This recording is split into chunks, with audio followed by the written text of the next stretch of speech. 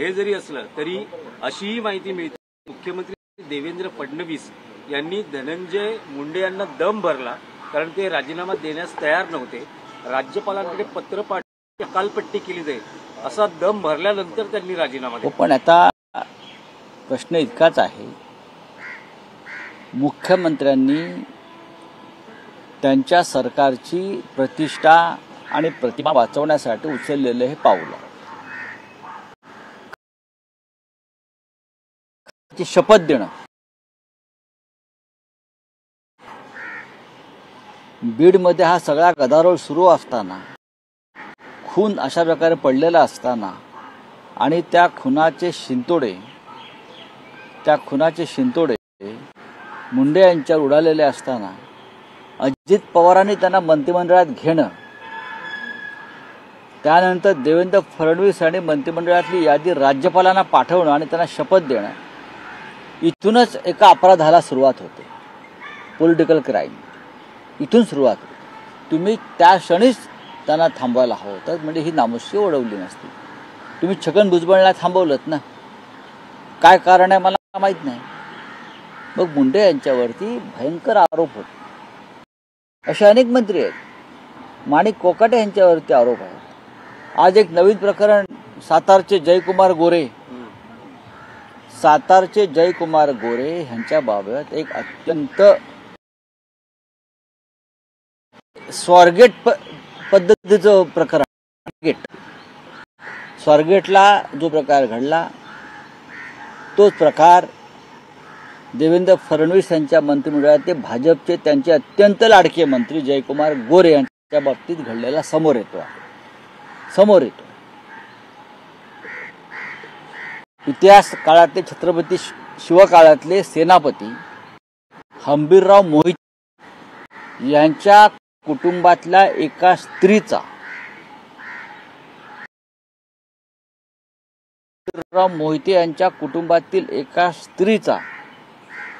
या मंत्र्यानं कसा छळ आणि विनयभंग केलेला आहे या संदर्भातली समोर आली आहे. ती महिला, ती अबला पुढल्या काही दिवसामध्ये विधान भवनासमोर उपोषणाला बसते, अशी ती बातमी. संजय राठोड तुमच्या मंत्र्यात आहे. आता हे पात्र नवीन निर्माण झालं. फडणवीस साहेबांनी त्यांच्या मंत्रिमंडळाचे पत्ते पुन्हा एकदा पिसले पाहिजे. त्यांनी पुन्हा एकदा सर्व मंत्र्यांची झाडाझडती घेतली पाहिजे. ही सगळी जी रत्न आहेत, ही किती रत्न आहेत, 14 रत्न आहेत का अजून काय रत्न आहेत मला माहीत नाही. ही सगळी रत्न त्यांनी एकदा तपासली पाहिजेत की कोणाचं नक्की काय आहे. जयकुमार गोरे यांच्या बाबतीत समोर आलेली माहिती अत्यंत गंभीर, त्याला काळीमा फासणारी आहे. तुम्ही अबू आदमीच्या राजीनाम्याची काल मागणी केली, पण अबू आदमी तुमचाच माणूस आहे, तुमच्या मदतीला धावला. गंभीर स्वरूपाचे आरोप, फक्त औरंगजेबाची प्रतिष्ठा वाढवण्याचं वक्तव्य केल्यामुळे महाराष्ट्राचं कलंक लागत नाही, तर हंबीरराव मोहिते यांच्या कुटुंबातल्या स्त्रीचा विनयभंग केला आणि तो मंत्री तुमच्या मंत्रिमंडळात, तर त्यामुळे हे महाराष्ट्र कलंकितच होतो. आणि अशा कलंकित मंत्र्यांना मग संजय राठोडपासून सगळं आपण का बरं मंत्रिमंडळात ठेवलेलं आहे. मला आश्चर्य वाटतंय. भारतीय जनता पक्षाच्या महिला मोर्चाच्या चिमण्या आहेत सगळ्या, ते एरवी फडफडत असतात. काय झालं त्यांचं फडफडणं कुठे गेलं का? फक्त विरोधी पक्षाच्या एखाद्या आमदार खासदारावरती नेत्यावरती कोणी आरोप केले की तेवढ्या पुरतंच तुमचं फडफडणं असतं का? जयकुमार स्वारगेट प्रकरणामध्ये ज्या आमदाराचं नाव आलेलं आहे, आश्रयदाता असेल, धनंजय मुंडे राजीनामा मागितला. तुम्ही तराजू आणलेला आहे का आयोग महाराष्ट्राचा? कुठे आहेत महिला नेते? पक्षांच्या महिला नेत्यांविषयी माझा आरोप आहे. सारखे विकृत मंत्री या राज्या मंत्रिमंडळ समोर काही पुरावे आले. आता तुम्ही कुठले पुरावे ते आवाज उठवावा लागेल. बोला. जयकुमार मागणी कशाला करायला पाहिजे? लात मारली पाहिजे अशा महिलांच्या संदर्भात विनयभंग करणारे हे मंत्री आहे, हे समोर येत आहे. मंत्रिमंडळामध्ये हे मंत्री मांडीला मांडी लावून बसणार असतील तर देवेंद्र कोणत्या तोंडाने बाहेर जाऊन महिलांविरुद्ध बोलणार आहेत, महिलांच्या सबलीकरणाविरुद्ध बोलणार आहेत, लाडक्या बहिणी बोलणार आहेत, हा प्रश्न आहे. पण राऊत साहेब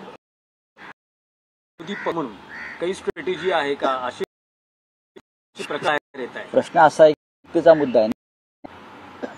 काही गोष्टी म्हणतो की नैतिकता मैलभर फिरत तरी आम्ही बघू विरोधी पक्षाचे. तुम्ही मुख्यमंत्री म्हणून सरकार म्हणून काय करता हे सगळे प्रश्न मी केंद्राकडे सुद्धा पाठवणार आहे.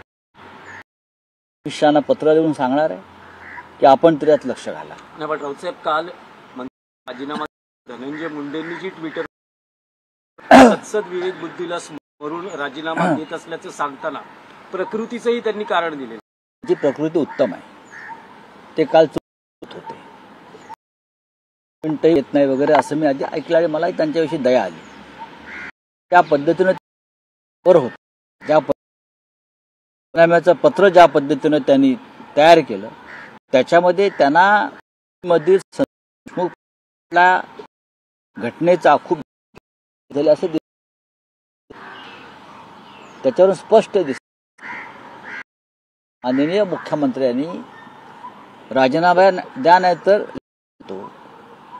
हे सांगितल्यावरच त्यांनी राजीनामा दिलेला आहे. बाकी मला त्यात काही दिसत नाही. अजितदादा म्हणतात की झळ बसणार नाही धनंजय मुंडे यांच्या राजीनाम्यामुळे आणि कार्यकर्त्यांमुळे राजकारण करू नका, कार्यकर्ते जीवावरती. खरं म्हणजे सगळ्यात मोठे भ्रष्टाचार आरोप असलेले मंत्री, ते पण देशाच्या प्रधानमंत्र्यांनी केलेले आरोप, ते अजित पवारांवर आहेत. नैतिक मुद्द्यावरच राजकारण असते ते पहिले अजित पवारांनी द्यायला. देशाच्या प्रधानमंत्र्यांनी ज्याच्यावर आरोप केले ते तुम्ही आहात. तर कळा बसत नाहीत, कळा बसत नाही, फार चर्चा करू. राऊत साहेब, उद्धव ठाकरे पक्षानं विरोधी पक्षनेतेपदासाठी भास्कर जाधव यांच्या नावाची शिफारस केली आहे. पण एकूण परिस्थिती लक्षात घेता भाजप त्यांच्या नावाला सहमती किंवा त्यांची घोषणा होईल असं दिसत. कारण जेव्हा तालिका अध्यक्ष म्हणून भास्कर जाधव होते त्यावेळेस भाजप आमदारांचं पंतप्रधानांची नक्कल असेल, अशा अनेक गोष्टी झाल्या. अच्छा, हे निवड आणि लोक असे काही नियम दिलेत का की अभिव्यक्ती तंत्र जे आहे भाषणासंदर्भात बोलण्यासंदर्भात त्याचा परखड वापर करणाऱ्यांना पद द्यायची नाही, असं असेल तर मला सांगावं. आम्ही नियम संविधानाच्या तरतुदीनुसार नेतेपद मागितलेलं आहे. आता त्यात विधानसभा अध्यक्षांच्या खुर्चीवर ते असे व्यक्ती बसलेले आहेत ज्यांनी गेल्या 3 वर्षात संविधानाचं अजिबात पालन केलेलं नाही. त्यांनी संविधानातील 10व्या शेड्यूलचं पालन केलेलं नाही. त्यांनी चुकीचे निर्णय दिलेले आहेत. त्यांनी राजकीय निर्णय भूमिका घेतलेल्या आहेत. त्या विषय माननीय उद्धव साहेबांनी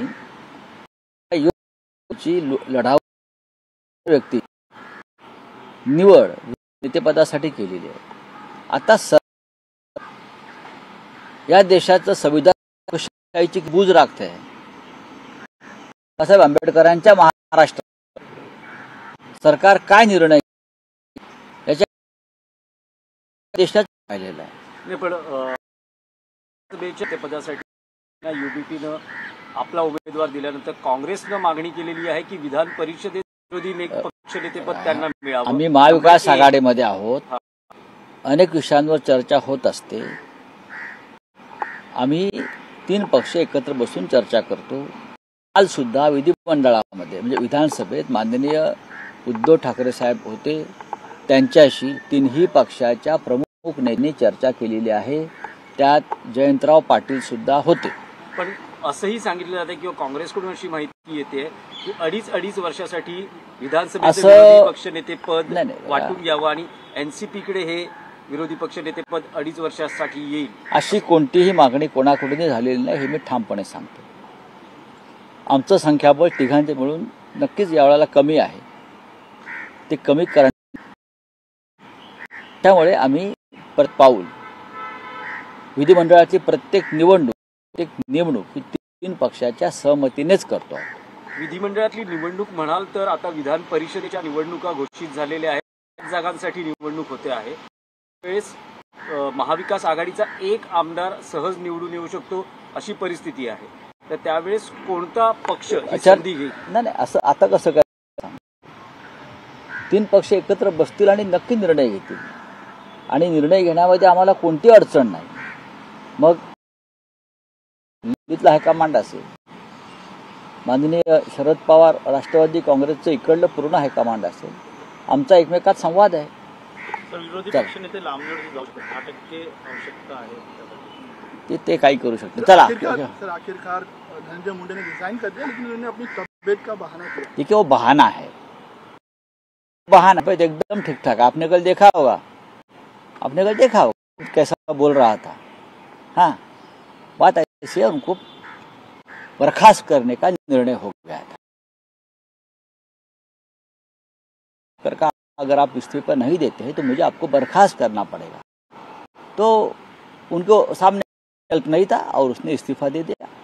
सबसे पहले बात है कि उसको शपथ एक बहुत बड़ी गलती और भूल थी. योगी आदित्यनाथ कह रहे हैं कि जो भी महाकुंभ को लेकर अपोजिशन कह रहा है वो मिस इन्फॉर्मेशन और अफवाह के तौर पर. बात ऐसी है, महाकुंभ खत्म हो गया है, अब उसके ऊपर चर्चा करना है. कुछ इतनी बड़ी जो व्यवस्था होती है, आयोजन होता है, उस प्रकार के एक्सीडेंट पहले हुए हैं. हमने उसके ऊपर आवाज भी उठाया है, आप छुपाए हैं, उस बारे में हमने आवाज. अब महाकुंभ खत्म हो गया, उसके बारे में चर्चा करना ठीक नहीं है. राउत साहब, हाल ही के दिनों में चर्चा का विषय है क्या पंतप्रधान नरेंद्र मोदी गिर के जंगलों में गए. कल वो मतलब जो फोटोज आए हैं सामने, मजा ले रहे हैं प्रधानमंत्री जी. हाँ, मजा ले रहे हैं, रिटायरमेंट लाइफ ले रहे हैं. आदमी जब रिटायरमेंट की तरफ जाता है तब इस प्रकार के मजे लेते हैं, घूमते हैं, फिर खाते हैं. लेकिन खासकर शेरों के साथ जो उनकी तस्वीरें आई हाँ. शेरों को भी उन्होंने दूध पिलाया, अपनी मतलब जो बोतल, वो बच्चे जो हैं. सब दिख रहा है फोटो सेशन. बच्चों को खिलाना उनका शौक है, शेर बच्चों को, क्योंकि वो काटते नहीं ना. असली शेर जो है उनसे डरते ही है सब लोग, जैसे शिवसेना से डरते हैं, तो हमको तोड़ दिया. हम भी टाइगर है, वाघ है, शेर है, तो सत्ता का दुरुपयोग करके हमको कमजोर करने की कोशिश है. असली शेरों से ये लोग डरते हैं, और बाकी वो छोड़े हुए जंगल में पाले हुए जो होते हैं उनसे बहुत मजा करते और फोटो निकालते. करने दो, बोलो ना, रिटायरमेंट लाईफ आहे, जी रहे हैं प्रधानमंत्री जी. रावसाहेब, हेच मराठीमध्ये हवं की रावसाहेब ज्या पद्धतीने पंतप्रधान नरेंद्र मोदी यांचे अबू हाशिम ने जो बयान दिया था औरंगजेब को लेकर, अब उन्होंने वापस ले लिया अपने. देखिए, औरंगजेब का बारे में जो बयान दिया था वो किसी को मदद करने के लिए दिया. भारतीय जनता पार्टी कल विधानसभा में संकट में थी. धनंजय मुंडे के ऊपर विपक्ष हमला करने वाला था, हमलावर हुआ था. तो ये ध्यान भटकाने के लिए बीजेपी की तरफ से एक आदेश आ गया अबू भाई को, कुछ ऐसा स्टेटमेंट दे दो कि हम भी हंगामा करेंगे, हम भी भाषण करेंगे और पूरा माहौल बिगड़ जाएगा. तो औरंगजेब के ऊपर भाषण दे दिया और पूरा हंगामा कल हो गया. उधर इस्तीफा दे दो. धनंजय मुंडे के बारे में चर्चा नहीं. अबू या ओवैसी साहब हमेशा गेल्या 3 दिवसांपासून प्रत्येक वृत्तपत्रात जे फोटो येतात, त्यांनी गिरचं अभयारण्य, त्यात त्यांनी फोटोग्राफी केली, सिंहाचे फोटो काढले. काल ते जामनगर तिथल्या मध्ये गेले, तिथेही सिंहांबरोबर फोटो सेशन, छाव्यान बाटलीने दूध पाजलं ते फोटो, असे एकूण जे सगळं फोटो दिसले, काय सांग? त्या मंत्री मौज करतायत. प्रधानमंत्री जीवनाचा आनंद लुटतायत. मंत्री शिरलेले देशाची अर्थव्यवस्था पूर्ण शेअर जवळजवळ 80 लाख लुडकलेला आहे. अनेक मध्यमवर्गीय त्याच्यामध्ये जमीनदोस्त झालेले आहे. रुपया जवळजवळ मरण डॉलरच्या. महागाई बेरोजगारीला अंत नाही. आणि आमचे प्रधानमंत्री हे सुंदर मजा मारतायत. माणूस निवृत्तीकडे झुकला की आनंद घेण्याची वृत्ती वाढते. प्रधानमंत्री आता लवकरच 75 वर्षाचे होते, म्हणजे त्यांनीच केलेल्या नियमानुसार निवृत्त व्हावं लागणार आहे. त्याने एक नियम केलाय, 75 नंतर कोणत्या संविधानिक महत्वाच्या पदावर राहायचं नाही. माणूस जेव्हा निवृत्तीकडे झुकतो तेव्हा शेवटचा जो काळ असतो त्या कुठेही तो आनंदामध्ये व्यतीत करावी. पदावर आहोत त्याचा अधिक भोग घ्यावा, लाभ घ्यावा. मंत्री सध्या त्या मूडमध्ये असतील तर हो. माणूस जेव्हा वयानुसार पुढे पुढे जातो तेव्हा त्याचं बालपण हे उसळून येतं आणि प्रधानमंत्री तो आनंद घेतात. मलाही ते बघून आनंद वाटला. कोणी काका मामा आजोबा हे आनंद दिसत. ठीक आहे, बाहेर जनता रडते आहे, आक्रोश. बघा वाघ त्यांचे काही फोटो आहेत, वाघाची पिल्लं आहेत, सिंहाची पिल्लं आहेत. आता ते लहान पिल्लं आहे सिंहाची, ती काय तुम्हाला इज्जत नाहीत. त्याच्यासारखे जे खरे वाघ आहेत शिवसेनेचे त्यांची भीती, त्यांनी या वाघांवर पाठी